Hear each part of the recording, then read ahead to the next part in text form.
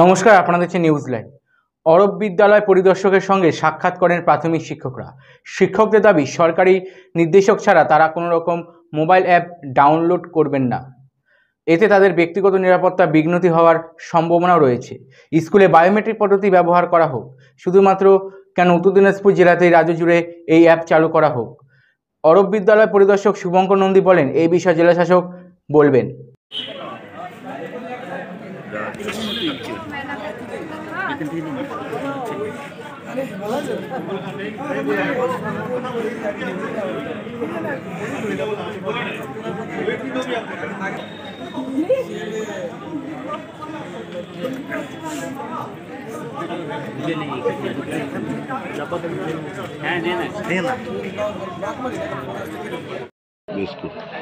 Ajmal sir তো বললেনই কিছুটা, তাও আমি বলছি যে আমাদের মানে একটা অ্যাপ ডাউনলোড করতে বলা হয়েছে, মানে একটা ফরেন অ্যাপ, যেটা মানে ফরেন মানে আমাদের এখানকারই, মানে যেটা আমাদের মানে অ্যাটেন্ডেন্সটাকে তারা মানে বলছে এখন যে ওটাতেই মাধ্যমে আমাদের অ্যাটেন্ডেন্স দিতে হবে।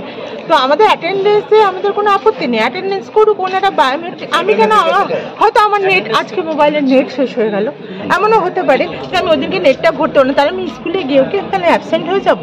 বা আমি এখনও ওই নেটটা সম্বন্ধে আমাদের ওনারা কিন্তু একটা কোনো মানে ভাবে বলেননি যে এইটা আমরা যে মানে ডাউনলোড করব, এবং করার পরে ওনারা আমাদের তো যারা মানে প্রত্যেকটা টিচারের 14টা সিরিয়াল থাকে বা কোনো একটা অন্যরকম ব্যাপার হতে পারে বা রাস্তায় কারো অসুবিধা হতে পারে, সেটা আমরা তাহলে কীভাবে ইয়ে করবো? ওই দিনটা আমাদের অ্যাবসেন্ট, তাহলে মানে এই অ্যাপটা সম্বন্ধে আমাদেরকে আগে ডিটেলসে জানাতে হবে। উনি তো বললেন যে আমাদের প্রাইভেসি ট্যাগ হতে পারে, এটার ব্যাপারে আমার অতটা নিশ্চয়ই মানে উনি যখন বলেছেন বা কেউ যখন সবাই যখন এখানে এসছেন নিশ্চয়ই একটা চিন্তা আছে। তো আমার বক্তব্য হচ্ছে বায়োমেট্রিক বসানো হোক স্কুলে, আমাদের কোনো আপত্তি নেই স্কুলের, বা এবং আমরা চাইও বায়োমেট্রিক হোক, মানে বায়োমেট্রিক হোক, এবং দরকার হলে আমাদের ওপর যদি নজর রাখতে তাহলে সিসিটিভি ক্যামেরাও বসিয়ে দেওয়া হোক, ইনফ্রাস্ট্রাকচারের উন্নতি করা হোক, এগুলো আমরা চাই। কিন্তু এইভাবে মানে আমার ব্যক্তিগত মোবাইল থেকে মানে আমার ব্যক্তিগত মোবাইল এবং আমার নেট দিয়ে আমি আমার অ্যাটেন্ডেন্স মানে করব, এবং হচ্ছে আমি জানি না এটা মানে 4টের পরে অফ হয়ে যাবে কি না বা কিছু হবে কি না, তো এটা তো আমার জানা নেই। বা আমার ছুটি, আমি আজকে যেমন আমি সিএল নিয়েছি, আগামীকালও আমি সিএল নিয়েছি আমার শারীরিক অসুস্থতার জন্য, তো আমি এসছি, সবাই এসছে বলে আমিও এসছি।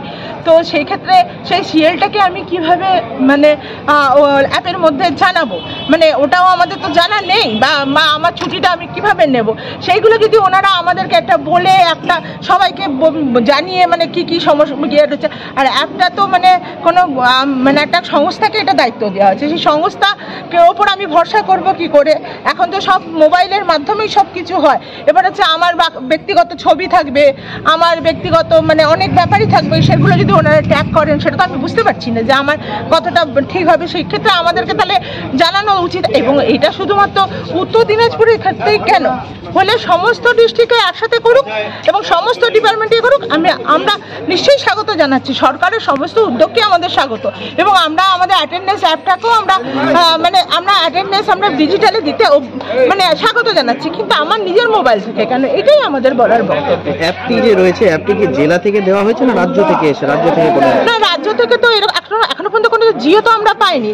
একটা হোয়াটসঅ্যাপে ফরওয়ার্ডেড মেসেজ আমরা পাচ্ছি, কিন্তু এটা আমরা কোনো জিও থেকে আমরা কোনো এটা জিও পাইনি। জিও পেলে আমরা নিশ্চয়ই সবাই ডাউনলোড করলে আমরাও করব। আর এটা হচ্ছে একজন সাধারণ শিক্ষক হিসেবে আমার মানে একটা মানে জানার কিউরিসিটি, আমি সেটাই জানতে চাইছি। যদি আমাদেরকে জানায় নিশ্চয়ই আমাদের নিরাপত্তা দিয়ে যদি আমাদের জানায় নিশ্চয়ই আমরা নিশ্চয়ই করবো।